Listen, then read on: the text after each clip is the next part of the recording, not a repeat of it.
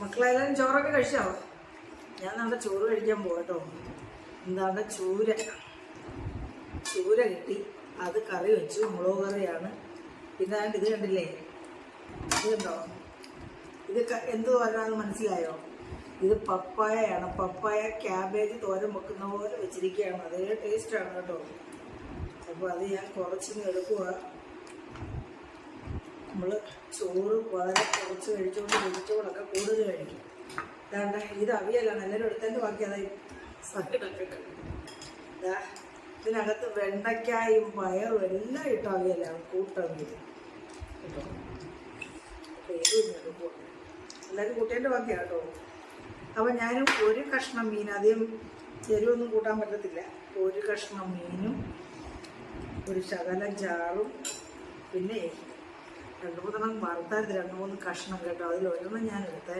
സവാള എല്ലാം എനിക്ക് ആരും കഴിച്ചില്ല. അപ്പം കഴിക്കട്ടെ കേട്ടോ മക്കളെ. എല്ലാം കൂടെ കൂട്ടി